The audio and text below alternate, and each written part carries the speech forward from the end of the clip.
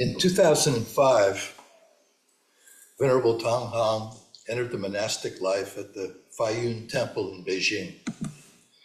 In 2013, he earned a master's degree from the International Buddhist College in Thailand. Tong was the abbot at the Jisheng Temple in Fujian, and he spent years teaching Dharma at the Pingsing Temple in Shenzhen, Kaiwan Temple in Fujian, and the Butuao Temple in Zhuhai before he moved to the United States. One of Venerable Tong mottos is, through love and right thought, our personal metamorphosis is possible. Venerable.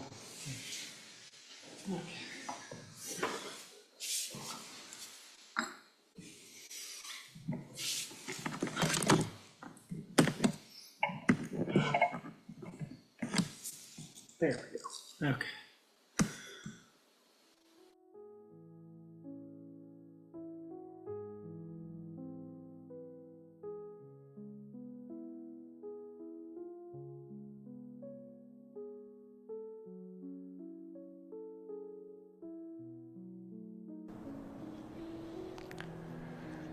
Namo Shakyamuni Buddha. Namo Shakyamuni Buddha. Namo Shakyamuni Buddha.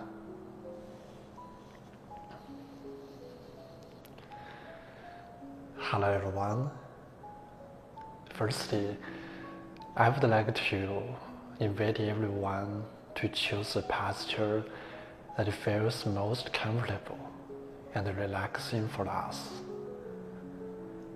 Then, let us slowly close our eyes and temporarily set aside all our thoughts.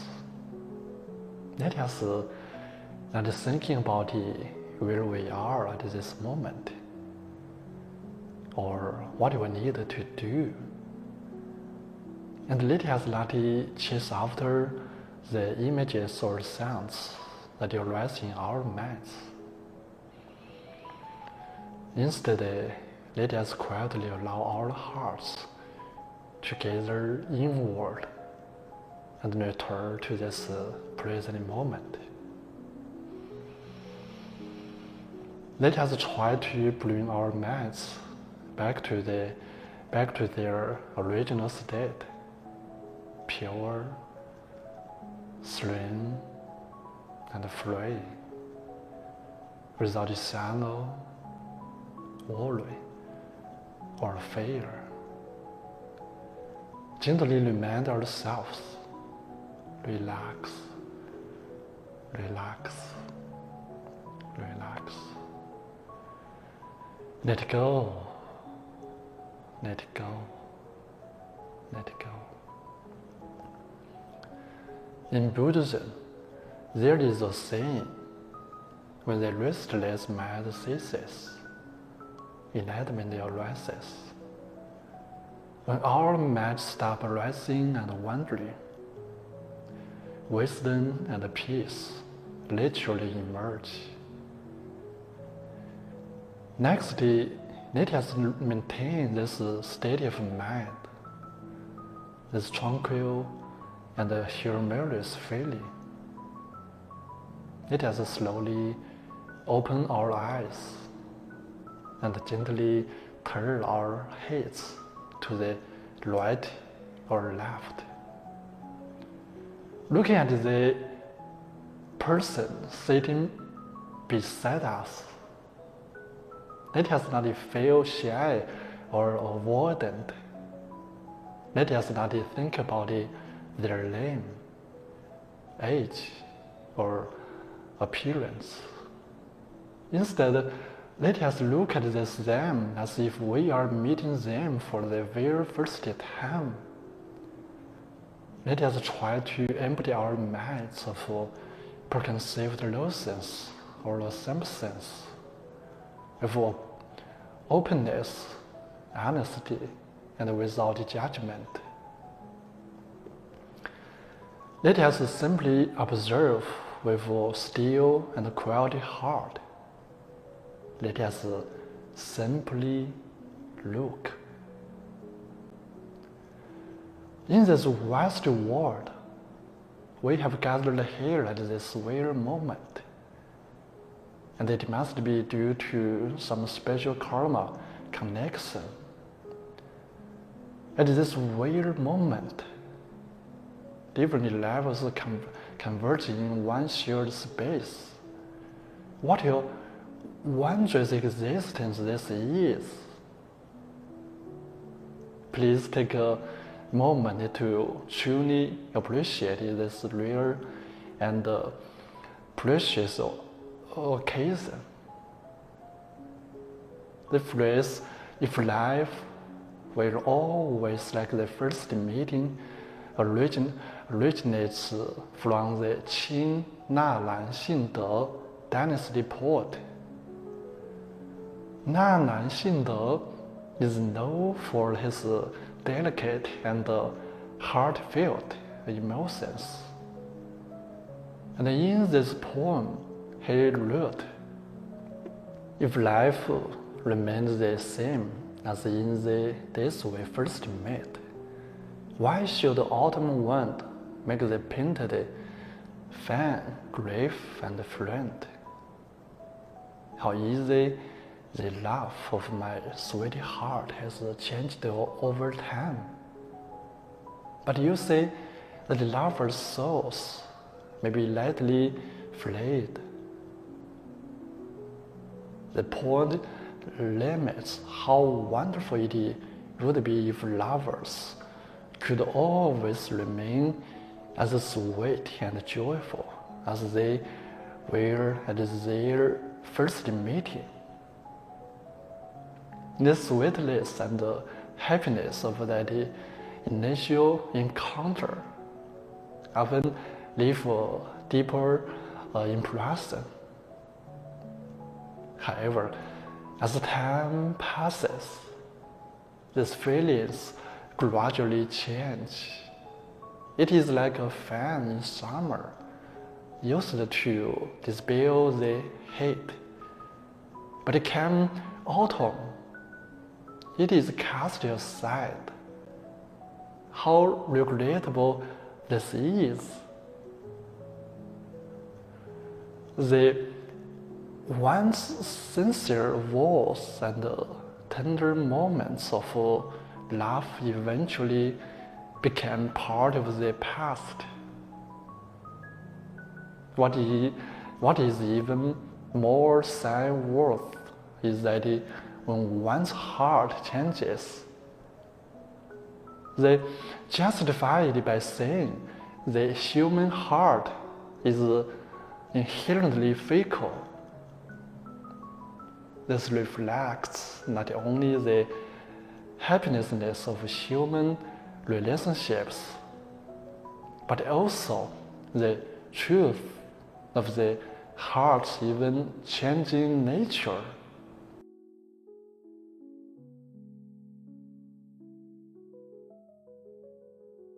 So, how is if life were always like the first meeting related to Buddhism? In fact, this phrase is not only a summary of life's reflections, but also lies with the core teachings of Buddhism. Buddhism tells us that the root of suffering often lies in attachment and discrimination, and the key to liberation is letting go. Buddhism places great emphasis on the importance of the present moment. For instance, Zen Buddhism advocates for no thought as the principle, and the Dharma Sutra states, "Let the mind arise without dwelling on anything." These teachings remind us that if we wish to transcend suffering and attain happiness, we must anchor our minds in the present moment. We must not be bound by the past or dragged by the future. Only when the mind resides fully in the present can we experience true freedom and the joy of life.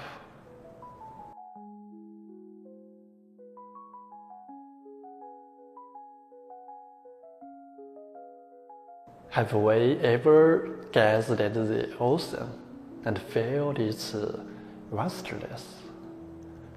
Have we looked at the towering mountains and sensed their steadiness? Have we quietly observed the shimmering surface of the water? These natural wonders invariably inspire awe in us. And when we gaze at a flower, if we can let go of thoughts about its name or species and simply feel its presence, what a pure experience that would be. Interactions between people are much the same.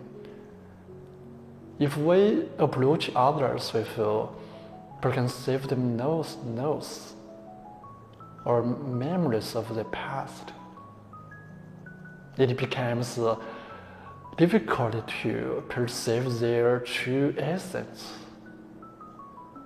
For instance, when we say, "I know you," what we actually know is merely the person's past self. A connection of impressions accumulated over time.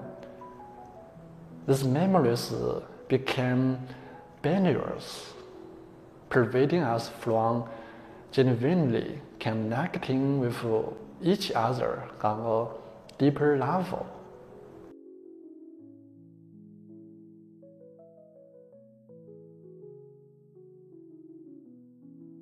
These mental images create a gap between us and the objects of our observation. And it is within this gap that the afflictions and conflicts arise. Therefore, what we need to explore is how to free ourselves from the gaps we have created. I am not referring to external gaps, but rather to the internal ones that disrupt the relationship between the subject and the object in our minds. To achieve this, we need to return to simplicity. We need to maintain an inner stillness, focus our attention, and fully concentrate on the present moment.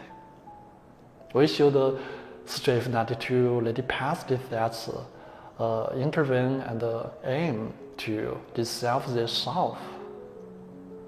Only when we approach others with such a mindset and state of being can we form genuine relationships. Only then can we perceive the truest existence.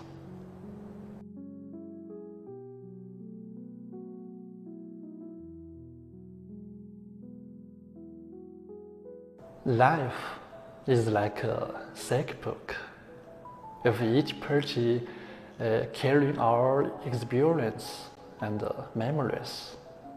However, as time passes, we often forget the internal beauty amid the repetition.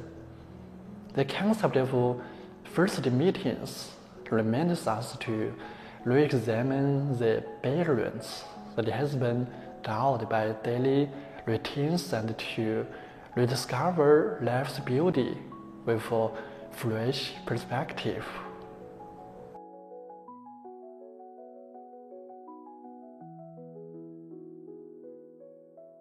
Do you remember the spark you felt the first time you met your partner? Every word, every glance was filled with freshness and curiosity. We admired each other's strengths and were willing to overlook minor flaws. However, marriage or long-term companionship often comes with the mundane routines of daily life, leading us to unconsciously take each other for granted. If we could view our partner with the same perspective of first encounter amidst the monotony of everyday life, we would rediscover many adorable qualities in them, details we may have overlooked due to business, but which are truly gifts of life. When we pass to appreciate and cherish our partner with gratitude, intimate relationships can shine anew with vibrant energy.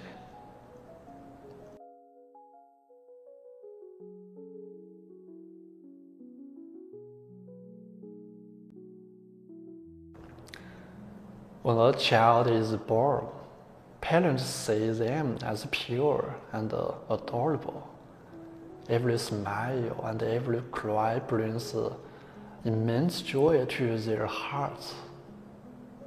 Yet, as the child grew, parents began to develop greater expectations and demands. Well, children, influenced by their personalities and environment, may diverge from their parents' wishes. Over time, the deep love that once defined the relationship becomes intertwined with misunderstandings and distance. If parents could return to the moment their child was born and approach them with the same original mindset, accepting their growth and respecting their choices, the relationship would become much more harmonious. Children, in turn, would feel that the unconditional love and reciprocate with greater understanding and care.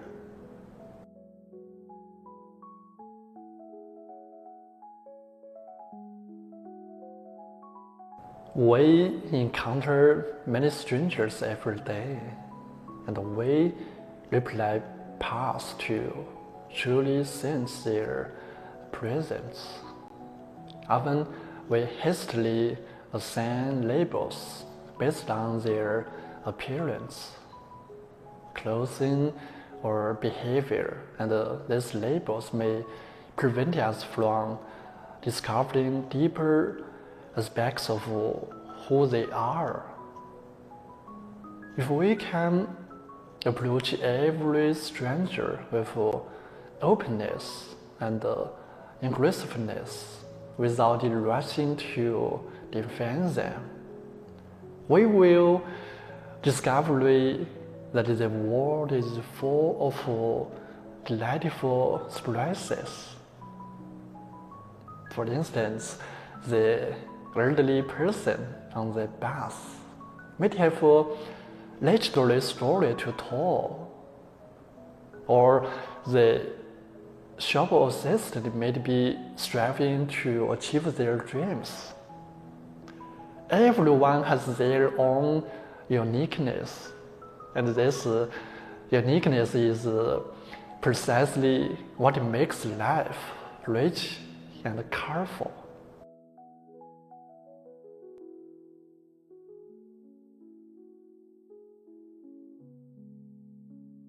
So, how can we apply the wisdom of first encounters to our daily lives? Buddhism offers us some very practical methods.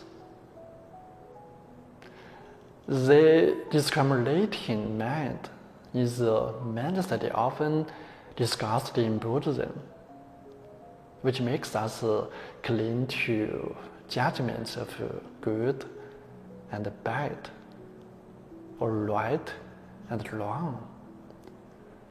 This binary way of thinking traps us in affliction and conflict.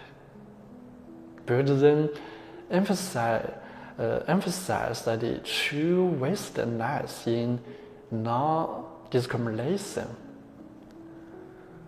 When we no longer view things from the perspective of like or dislike, but instead accept them with a sense of equality, we will realize that those things which once troubled us may also have their meaning and beauty.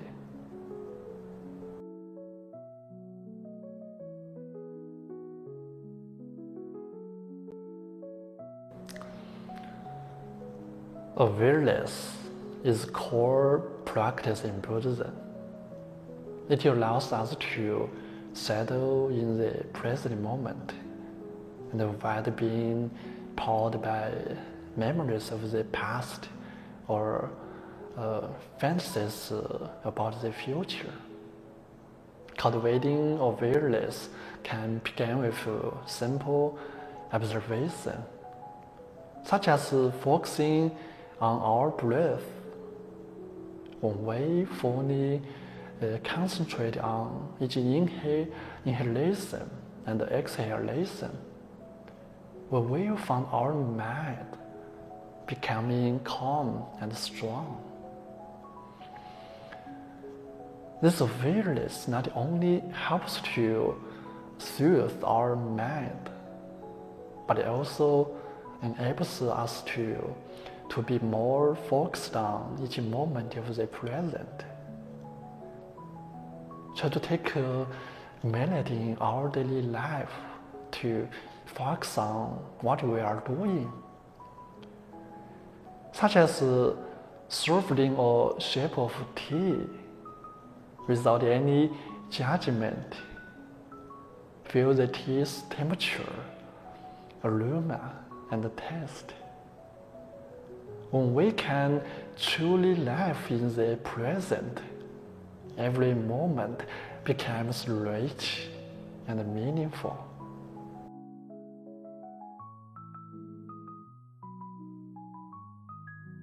Compassion is one of the core principles in Buddhism.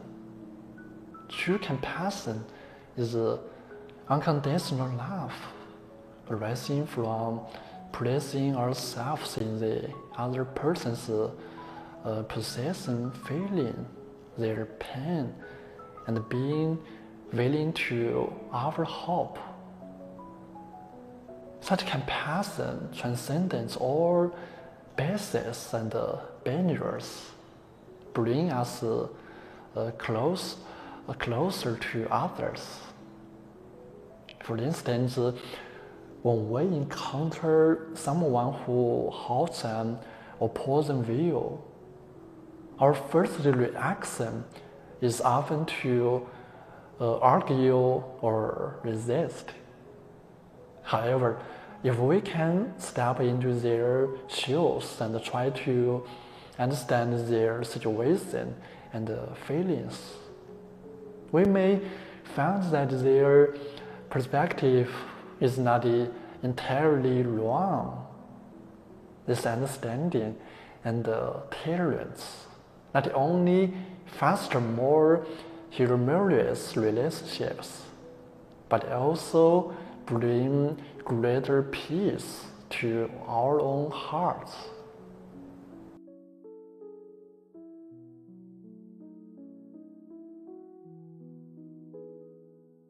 Meditation is one of the most important practices in Buddhism and an effective way to help us return to our original state of mind. Through daily meditation, we can clear the clutter of our minds, observe our emotions and thoughts, and avoid being controlled by them. Spend 10 to 50 minutes each day sitting quietly in meditation, focusing on our breath or heartbeat, and observing the fluctuations of our mind. When distractions arise, we do not resist them, but gently bring our attention back. This practice helps us gain a clearer understanding of ourselves and reduces our dependence and attachment to the external world.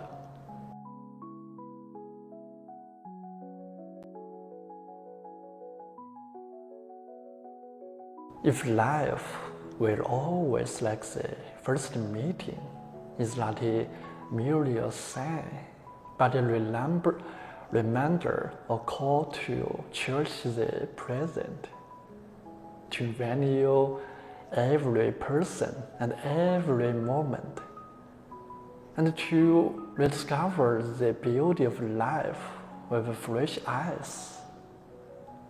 When we adopt the mindset of first encounter, past prejudices gradually fade away, and the inner troubles dissipate. Think back to the first time you gazed at the ocean and felt its vastness. The first time you step atop a towering mountain and experienced awe, or the first time you looked up at your sky full of stars and were overwhelmed by wonder. Why are those first moments so unforgettable? It is because our hearts at that time were free from distractions, free from judgment or comparison, and fully immersed in harmony with nature. This state of total presence is precisely what Buddhism refers to as no attachment.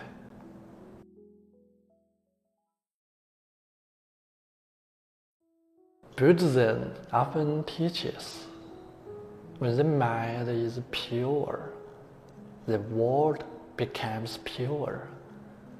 When we free our hearts from prejudice and attachment, the world becomes simpler and more beautiful. If life were always like the first meeting, is essentially a lesson on how to face a complex world with a simple and understand heart.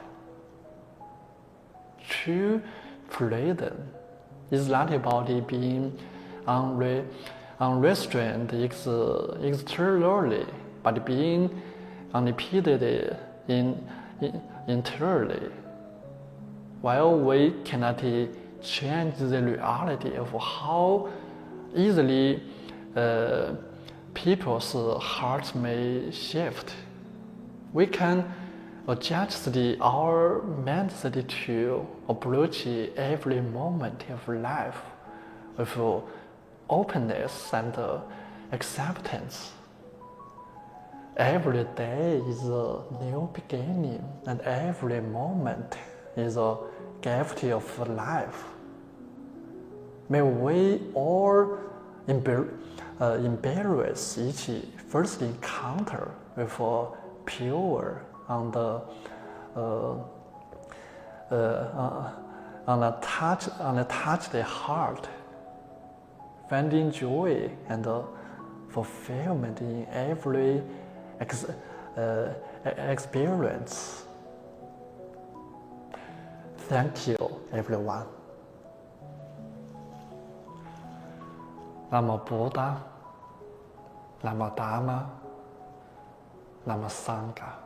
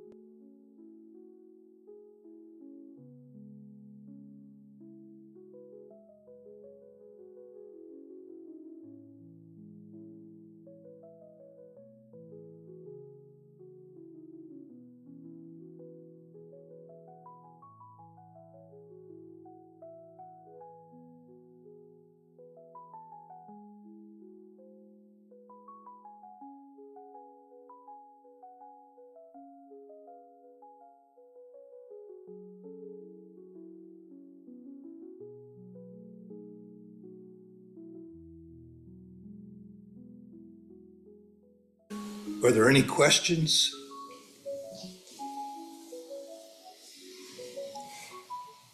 Comments, clarifications?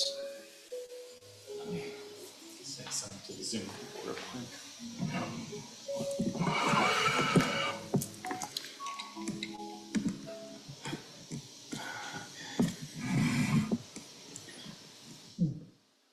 I had a comment, but Yes, I don't think any of us can translate.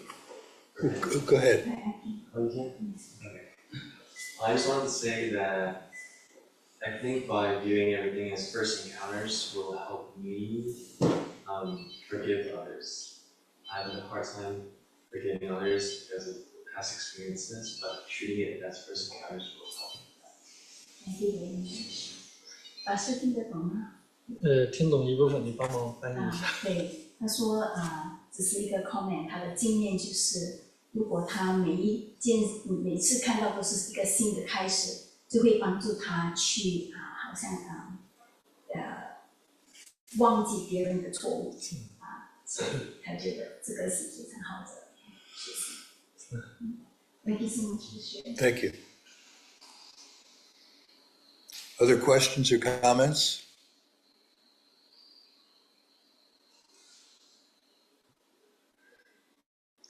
Okay. Yes. 我讲几句啊，就是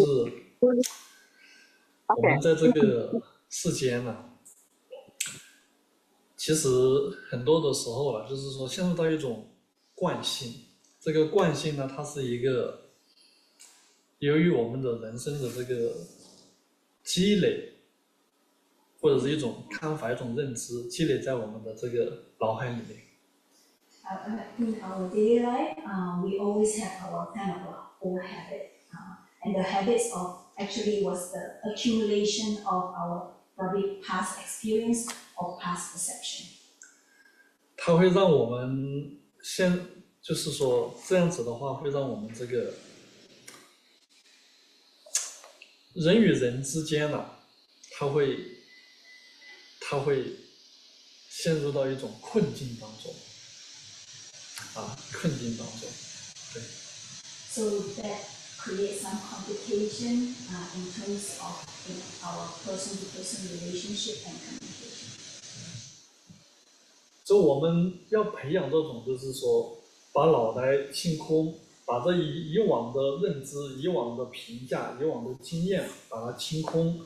每一天呢，培养自己，让自己就是能够全新的去看待人与人、人与事所有的这种的外在。So how do we cultivate our mind to really kind of, empty out of our preconception and seeing the things in a new way? 这样子的话呢，就是首先我们自己，我们会少烦少恼，因为我们不积累，我们会少烦少恼。还有一个呢，就是说从我们开始，我们可以来终止这种不好的循环，来改变这个人与人的关系，改变这个世界。So, if we are kind of empty our mind and look at it in a more kind of a new way, then we can really reduce our defilements or our despair or our unwholesome mind. 是下一面我已经忘了，他说可以解除烦恼，还有首先第一点可以让我们自己减少我们的烦恼与痛苦。第二点的话，就是可以从我们开始来解除这种人与人之间由于成见所带来的一种恶性的一种循环。So also kind of reduce the circle of having this bad relationship among each other. So kind of we are the one who can stop that unwholesome behavior to continue. 是这样子。So that's he wants to kind of add a little bit of today's talk. It's very profound. We just have to do it, and while doing it, you really need to be aware. That's what the mindfulness. What I get, 我自己the mindfulness and the non-discrimination is very important. The discrimination, sometimes you think I'm just discriminate the outside, the external thing, but it's actually internal. You are internally discriminate. What's right, what's wrong, what's good, what's bad. So it's actually nothing to do with the outside. It's just your own. So that only be mindful. How I practice. If you have spouse, you have children, you have co-workers at work, and you have difficult friends, they are all our teachers. We tend to have, I don't like these people giving me so much hard time. But I found out that, especially my teenager, really, really, really be my best teacher to cultivate that, what you call the unconditional love. And at the first time I thought it is, and my daughter said, not yet, Mom. 所以当我们有这样子的一个练习一个认知我们真的就是说回到家里面我们真的是每一天太阳升起来我们真正的去清空我们的头了，去欣赏这个大自然的美当这个晚霞这个太阳这个落山的时候也是非常的漂亮。但我们这中间呢，我们不要积累，不要执着，不要说我今天看到这么美的漂亮，我明天还想要看到但是明天可能下雨了，没有了，我们就这个产生这个失望了，不需要。就是我们培养这种的全新的一种去看待人，看待这个大自然，我们才能够感受到这个世间的美好，比较长一点。So if we can practice our kind of that simple mind, I would say simple mind. Every day you see the sunrise, it's beautiful. Every day you see the sunset, it's also beautiful because it's new. It's like the first time you see it, and whatever in between, you just keep it simple. And then the next day, you don't have an expectation of I'm going to see the beautiful sunrise again or the beautiful sunset again. Then that's where you kind of slowly cultivate that non-discriminated life. So every day you take it as a new day, whatever it is, whether the sun is shining when it's rising or it's a raining day, you still go out for a walk and not saying that sky, you're not nice to me today. I'm going, out. So same thing, and then you take each day the sunset as a precious time because all the conditions happen, then we can see the sunrise and sunset.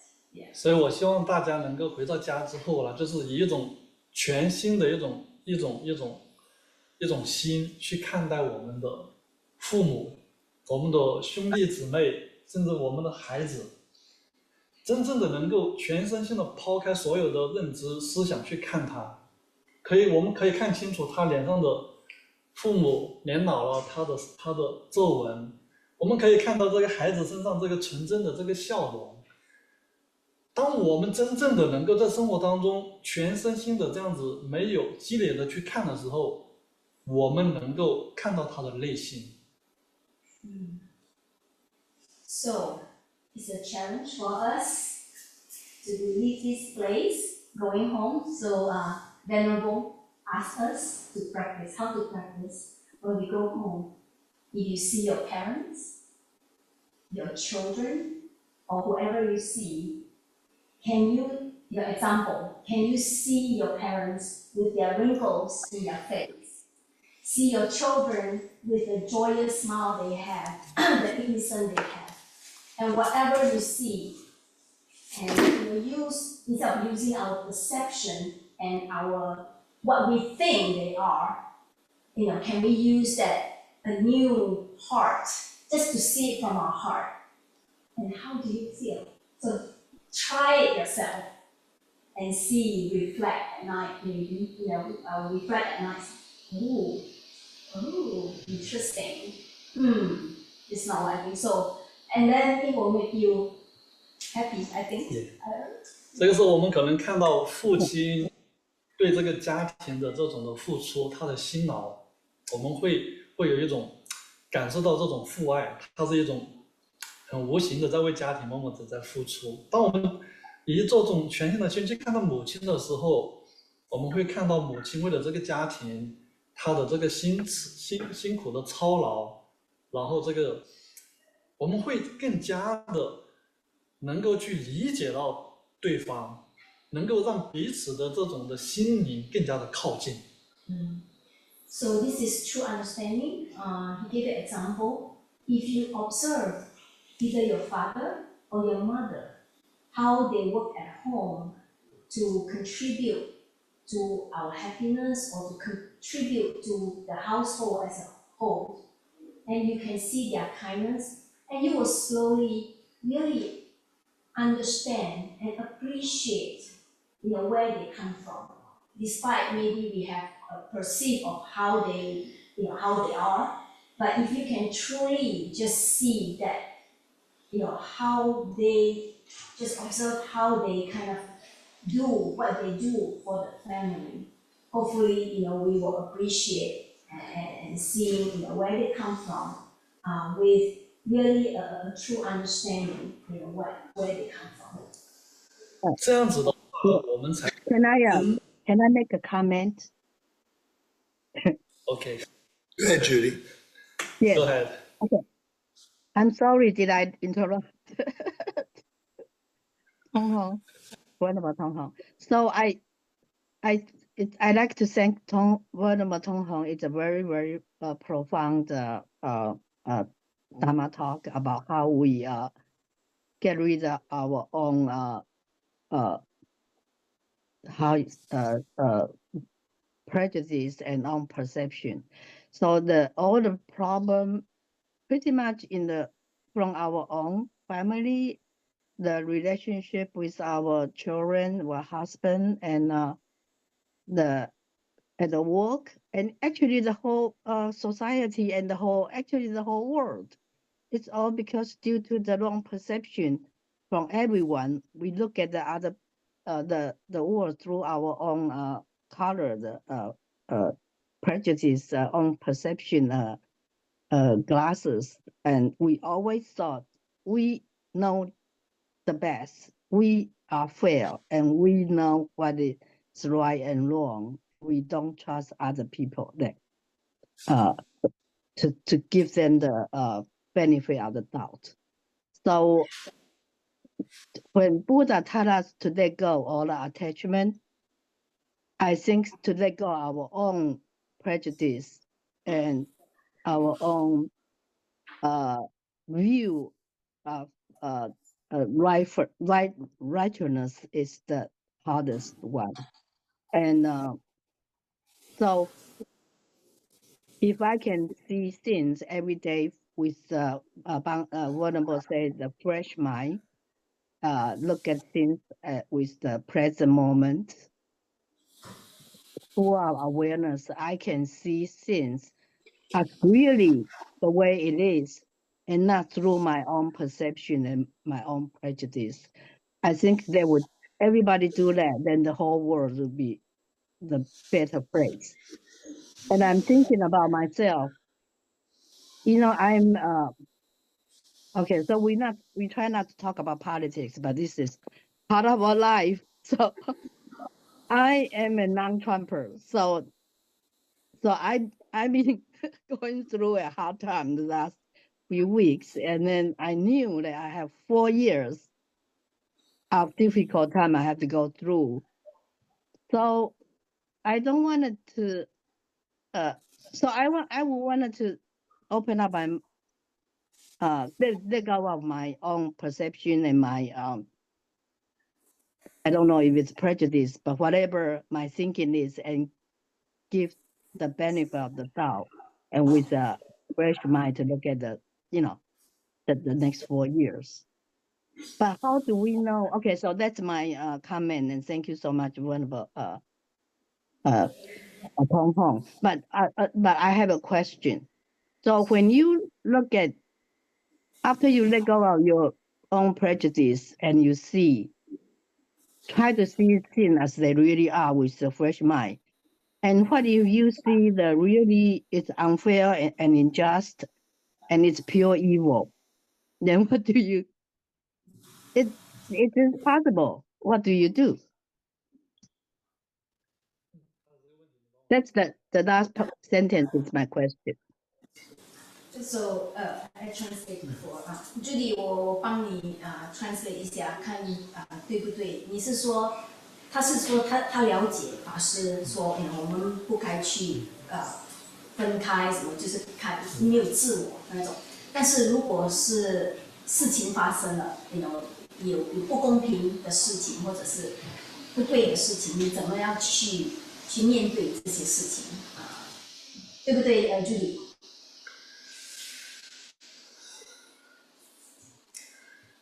事情发生了之后啦，首先我们就是说，第一就是这个解决之道，怎么样去解决面对这个问题。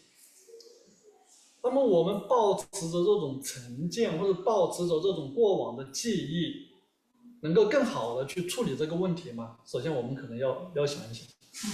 So when we have this issue that Judy mentioned, right? If at the very beginning you think you are using your past perception or your past experience, start to look at the problem, does it help?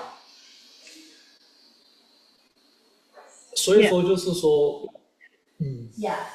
不一定的，就是你这种的不一定能够很好的去处理这件问题。但是我们第一个就是我们还是去面对这个问题。但是面对这个问题的时候呢，当我们把头脑清空了之后呢，我们更多的存有理性与客观与智慧，这个时候来面对这个问题。So if we have the preconception, trying to even start to think about the problem, it's not going to help. But if we say we calm down, and then we slowly calm down, and then look at the issues in a more open mind, then at that time we will have what the Buddhism say, right? The wisdom, maybe the compassion, the understanding to see these issues more objectively, right? And Right. also without any discrimination. At least, that initial step will help you to know what to do next. Versus you already accumulate, oh, I already have so many experience and I want to use my past experience or past conception to do this. You're already in the wrong starting point. Yeah. 所以第 Thank you, 三点， Bante. 对对，可以，大概就这样子。Yes, so compassion, wisdom, So and the that's right understanding is good. Yeah, Venerable Tong, that's very wise advice, and I fully agree. So I'm going to practice following the instruction. Yes, it's a very profound teaching today, and because of the sharing screen doesn't work, so I think many of us have had to get out the section in order to listen, to play the video. Otherwise, you get the multiple voices. So I have to get out of the section. So that's why most of people gone, because to listen to the video, we have to end this section in order to listen clearly for the video. So that's why so many people were out. Yeah. Thank you, Bante, for the teaching. Thank you, Judy. Any other questions? Just a quick question. Is there anybody here is the first time? No, everybody has been here before. Welcome back, and hopefully everybody is. Yeah. And there's a calendar. as Yes, well. we have calendars, Texas Buddhist Association calendars in the back on the table. And there are also copies of the Dhammapada that you're welcome to take. Thank you. Thank you all. Thank you.